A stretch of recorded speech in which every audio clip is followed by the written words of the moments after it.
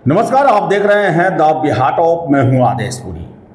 कल से यानी कि 11 सितंबर से बिहार में एस्टेट के लिए आवेदन लेने की प्रक्रिया शुरू हो जाएगी।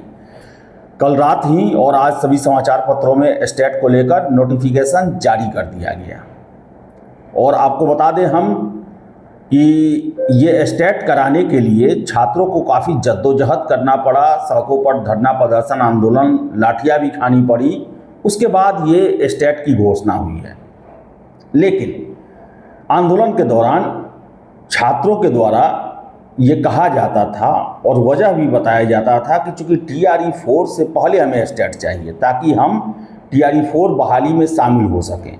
छात्रों के द्वारा ही ये कहा जाता था कि चुनाव से पहले TRE 4 होगा, चुनाव के बाद हमें विश्वास नहीं कि बहाली कब होगी, कितना होगा। तो ऐसे में हमें TRE 4 से पहले एस्टेट चाहिए ताकि हम एस्टेट पास करके TRE 4 में बैठ सके, उसमें अपना चयन करवा सके। लेकिन सबसे बड़ा प्रश्न अभी तक ये है कि चलिए एस्टेट हो रहा है, ये भी कहा जा रहा है कि TRE 4 का नोटिफिकेशन इसी माह आ जाएगा। लेकिन अभी तक सरकार के द्वारा, शिक्षा विभाग के द्वारा ये नहीं कहा गया है कि TRE 4 में अपीयरिंग कैंडिडेट जो एस्टेट परीक्षा दे रहे हैं वो भी बैठ सकते हैं।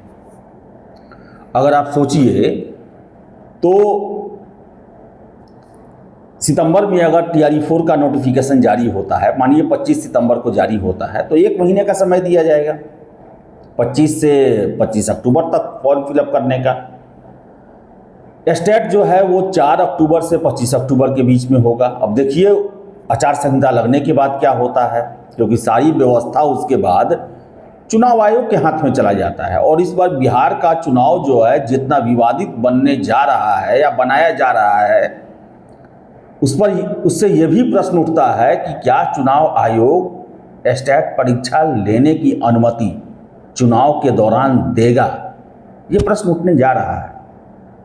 मान लीजिए हो भी जाता है तो 4 से 25 अक्टूबर तक होगा। 1 नवंबर को इसके रिजल्ट की घोषणा की गई है।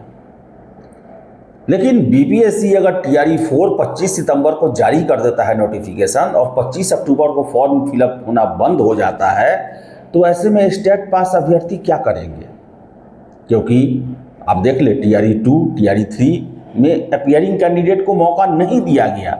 जो स्टेट परीक्षा में शामिल थे या किसी तरह के अपीयरिंग में थे, उन्हें मौका नहीं दिया गया। तो ऐसे में ये TRE 4 से पहले स्टेट का क्या मतलब हुआ। यानी कि जो सरकार चाहती थी वही होगा। शिक्षा मंत्री जी के द्वारा ये कहा जाता था कि हमारे पास ऑलरेडी 4 साढ़े 4 लाख कैंडिडेट स्टेट पास हैं, तो क्या बस स्टेट कराकर इनको TRE 5 के लिए ही योग्य बनाना है।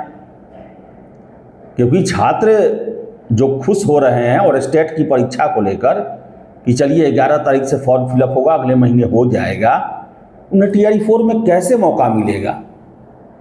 इसको लेकर क्या शिक्षा मंत्री जी के द्वारा ये कहा गया है या ये पैसा पत्र जारी हुआ है कि हाँ ये स्टेट वाले भी TRE 4 में शामिल हो सकते हैं, ऐसा कुछ नहीं कहा गया है।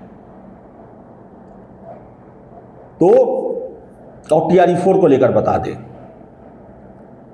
सूचनाएं अभी निकल के नहीं आ रही है। 27,910 सीटों के लिए ये परीक्षा होगी। छात्रों के द्वारा कल आंदोलन भी किया गया, लेकिन सरकार ने अनसुनी कर दिया। इस पर कोई ध्यान नहीं दिया। लेकिन इसका नोटिफिकेशन कब तक आएगा, इसको लेकर अभी कोई सटीक जानकारी नहीं निकल के आ पा रही।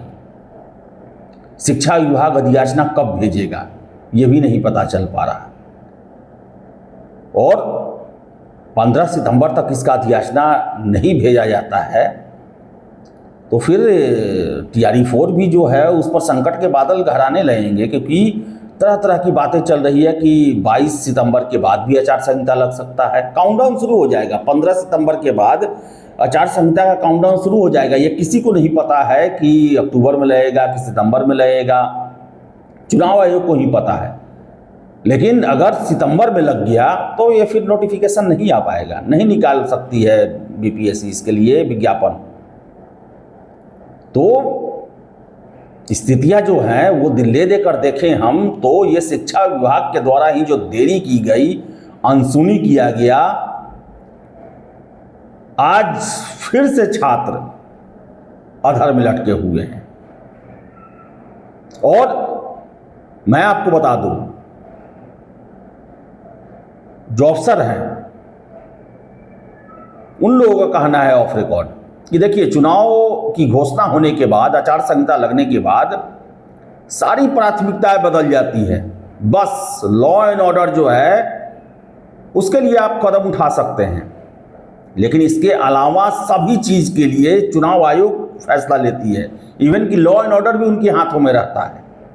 सारी प्रक्रिया चुनाव आयोग के हाथ में चली जाती है। और जिस तरह एसआईआर को लेकर बिहार में मुद्दा बनाया गया, वोट चोरी, और चुनाव आयोग को कटघरे में खड़ा किया गया है, चुनाव आयोग अपनी निष्पक्षता को साबित करने के लिए कोई रिस्क नहीं ले सकता है। यह भी हो सकता है कि मंत्री जी भले बयान देकर निकल गए, और जब चुनाव में अगर कुछ डेट एक्सटेंड होता है तब तो सीधे चुनाव आयोग के माथे टिकटा फूट जाएगा कि हमने तो भाई घोषणा कर दिया था, चुनाव आयोग समझे।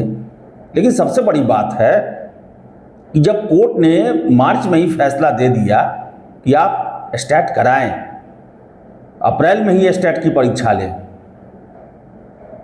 पत्र भी जारी हुआ शिक्षा विभाग के द्वारा, क्यों नहीं लिया गया? क्यों लटका के इतना दिनों तक रखा गया ताकि छात्र परेशान हो? अगर स्टैट समय से हो गया रहता, जून जुलाई में उसका रिजल्ट आ गया रहता, तो सरकार आज सभी सीटों के लिए बहाली भी निकाल चुकी रहती। लेकिन मैं लगातार से कहता हूं कि सरकार का इरादा टीआरई 4 2025 में कराने का था ही नहीं। वो तो छात्रों का दबाव बना कि टीआरई 4 को लेकर घोषणा करनी पड़ी, और छात्रों का ही दबाव था कि स्टैट को लेकर भी घोषणा करना पड़ा।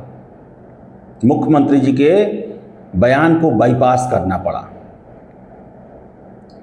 तो देखिए अब क्या होता है। लेकिन स्टेट को लेकर बता दें, जो छात्र आंदोलन किए थे उन्हें इस पर स्पष्टता लेनी होगी कि क्या वो टीआरई 4 में बैठेंगे या महज स्टेट पास करके टीआरई 5 का इंतजार करेंगे, क्योंकि अभी के प्रावधानों में ये कहीं भी एश्योर नहीं किया गया है कि ये स्टेट देने वाले जिसका कल से फॉर्म फिलअप होगा वो टीआरई 4 में बैठ सकते हैं।